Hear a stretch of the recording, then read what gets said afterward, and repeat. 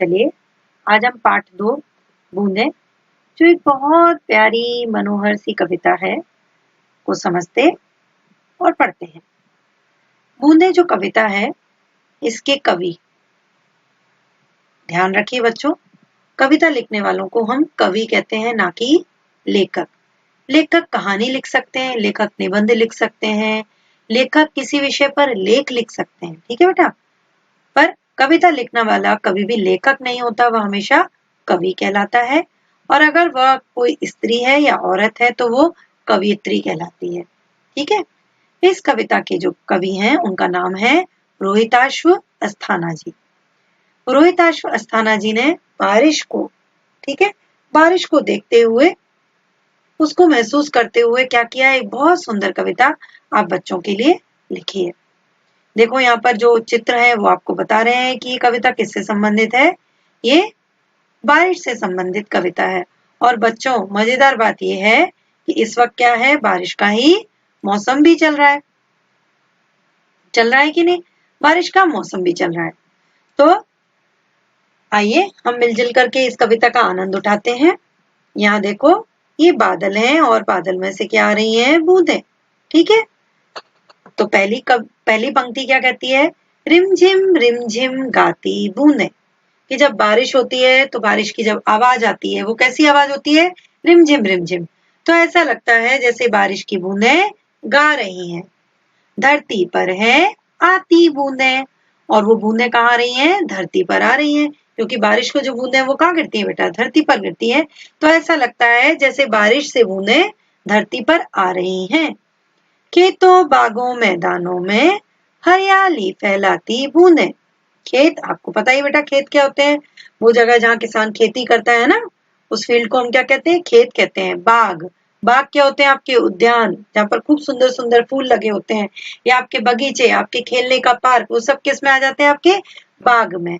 मैदानों में, ठीक है, खुले खुले जो मैदान आप चारों तरफ देखते हैं, मैदानों में, वहां सब क्या करती हैं, हरियाली फैलाती बूंदें। और हरियाली क्या है, चारों तरफ जो हम बारिश में देखते हैं तो चारों तरफ बस पेड़ पौधे ही कैसे नजर आते हैं और चारों तरफ ऐसा हरा रंग छाया होता है। ये बात बिल्कुल सही है बेटा। बारिश से पहले जब गर्मी का मौसम होता है तो हम देखते हैं चारों तरफ कैसा होता है, भूरा भूरा सा रंग होता है, पेड़ पौधे ज्यादा खिले हुए नहीं होते हैं, ज्यादा उगे नहीं होते, पहाड़ भी कैसे दिखते हैं, केवल ब्राउन ब्राउन कलर के दिखते हैं, भूरे रंग के दिखते हैं।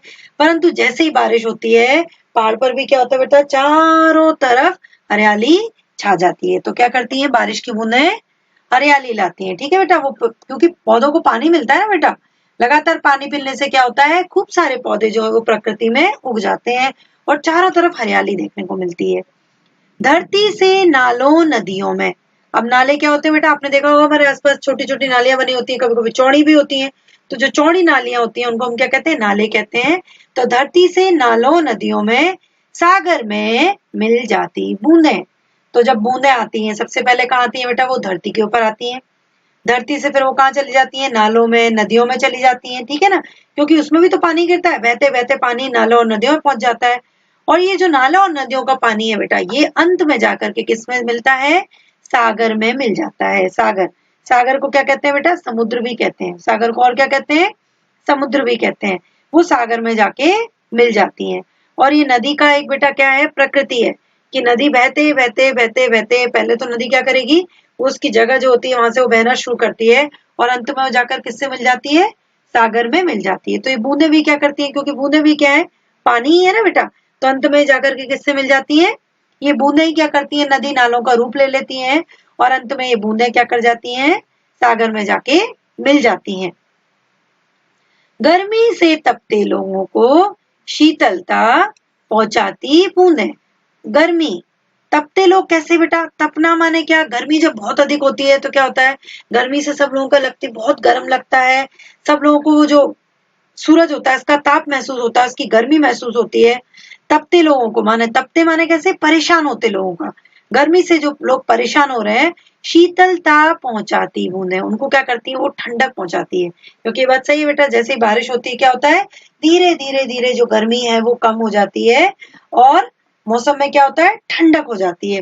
तो इससे जो गर्मी का मौसम होता है, गर्मी के मौसम के ठीक बाद क्या होती है, बारिश की ऋतु आती है। और बारिश की ऋतु हमको क्या करती है, उस गर्म मौसम से थोड़ी निजात दिलाती है, थोड़ा आराम पहुंचाती है, हमको ठंडक दिलाती है। तो शीतलता का क्या अर्थ है बेटा, ठंडक, राहत। अब देखो यहाँ पर कुछ प्यारे प्यारे प्राणियों का नाम ले रखा है, मेंढक, मोर, पपीहे, कोयल। अब मेंढक को तो आप जानते ही हो, मोर को भी जानते हो बेटा। पपीहा, यहाँ पर पपीहा एक पक्षी का नाम लिया बेटा है। और ये ध्यान रखिए बेटा, इस पक्षी के बारे में ऐसी मान्यता है, ऐसा कहा जाता है, हालांकि मुझे भी नहीं पता वो कितना सच है कितना झूठ है, परंतु ऐसा कहा जाता है कि पपीहा जो पक्षी होता है और एक चातक पक्षी होता है बेटा, ठीक है, दोनों एक ही जाति के हैं।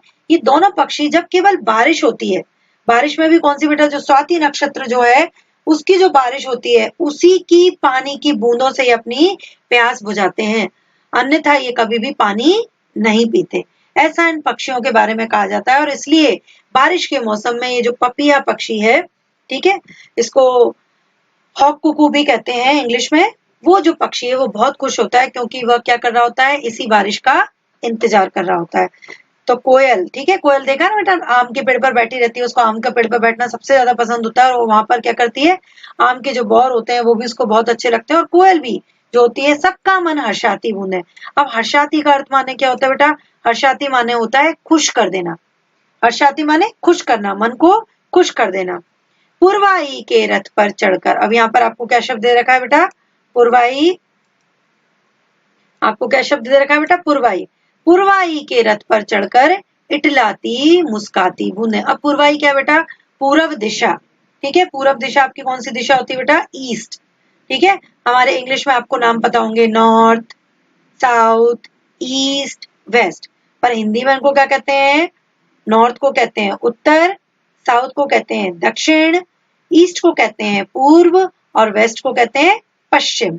तो ये हवाएं कहां से चलती है बेटा, पूरब से चलने वाली हवाएं हैं, जो क्या करती हैं, बारिश लेके आती हैं। तो ऐसा कहता है वो कि पुरवाई के रथ पर चढ़कर इठलाती मुस्काती बूंदे, क्योंकि बूंदे भी क्या होती हैं, बहुत खुश हो रही होती है ना, तो वो खेलती हुई मुस्काती हुई क्या करती हैं, हम सबके लिए राहत लाती हैं।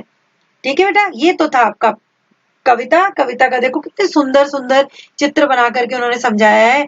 आप भी चाहो तो अपनी कविता में क्या कर सकते हो, आप अपनी अभ्यास पुस्तिका में ये कविता लिखो सुंदर सी, और ये जो चित्र दे रखा है, ऐसे आप भी कोई बारिश का सुंदर सा चित्र साइड में आप क्या कर सकते हो, कविता के एक पेज पर, मतलब अभ्यास पुस्तिका के एक पेज पर बना सकते हो। ठीक है, अब देखो बेटा, आगे आपको एक छोटा सा काम दे रखा है इस किताब के अंदर, कविता में आए हुए लयात्मक शब्दों को ढूंढकर सुनाओ। तो अब लयात्मक शब्द क्या होते हैं बेटा, लयात्मक शब्द ऐसे शब्द होते हैं जिन्हें हम क्या कर सकते हैं, एक सी धुन में बोल सकते हैं। ठीक है, जैसे गाने के धुन, ठीक है, गाने की धुन कैसी होती है, उसे आप गा सकते हो। ठीक है, तो ऐसे शब्द जिन्हें गा करके या एक सी धुन में, एक सी आवाज में बोल पाते हो, जिनका अंत जो हो क्या वो एक सा सुनाई देता है, वो आपके कैसे शब्द होते हैं बेटा, लयात्मक शब्द होते हैं। लय माने ही क्या होता है, धुन होता है, एक सी धुन वाले शब्द। जैसे आपने अंग्रेजी में कितना पढ़ा है ना, कैट, मैट, बैट, रन, सन, बन, वैसे ही हिंदी में भी क्या होते हैं बेटा, ये जो राइमिंग वर्ड्स हैं इनको हम लयात्मक शब्द कहते हैं। ठीक है, अब देखें इसमें कौन कौन से लयात्मक शब्द हैं। देखो यहाँ पर आती, पहुंचाती, ये सब क्या है, लयात्मक शब्द है कि नहीं है। जाती, ये सब क्या है, लयात्मक शब्द है, क्योंकि क्या है, सबकी एंडिंग कैसी हो रही है, ती ती ती ती ती ती हो रही है। ठीक है बेटा, तो इस तरह के जो शब्द होते हैं वो क्या होते हैं, लयात्मक शब्द होते हैं। अब हम कैसे बता सकते हैं, जैसे काला, बाला, नाला, ठीक है, मन, तन, धन, ठीक है, सुन, बुन, गुन, ये सब क्या आपके बेटा लयात्मक शब्द हैं। आपको फिर दूसरा उन्होंने प्रश्न क्या दे रखा है, बूंदे क्या क्या करती हैं बताओ। ठीक है, तो आप अब इस कविता को पढ़ो और मुझे बताओ बूंदे क्या क्या करती हैं। देखो पहला तो क्या करती हैं, बूंदे हरियाली फैलाती हैं, फैलाती हैं कि नहीं, बूंदे खेतों बागों मैदानों में हरियाली फैलाती हैं। फिर बूंदे क्या करती हैं, तपते लोगों को शीतलता पहुंचाती हैं। ठीक है, ये सारे जो पक्षी हैं, प्राणी हैं, मेंढक, मोर, पपीहे, कोयल, इनका सब क्या करती हैं, इन सब का मन हर्षाती हैं। ठीक है, तो आप क्या लिख सकते हैं, बारिश की बूंदें हरियाली फैलाती हैं, गर्मी से तपते लोगों को शीतलता पहुंचाती हैं और मेंढक, मोर, पपीहे, कोयल जैसे प्राणियों का मन भी खुश करती हैं। ठीक है बेटा, ये आप क्या कर सकते हैं, इस प्रश्न के उत्तर में लिख सकते हैं।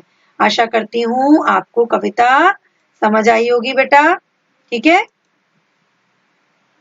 आपको अच्छे से कविता समझ आ गई होगी।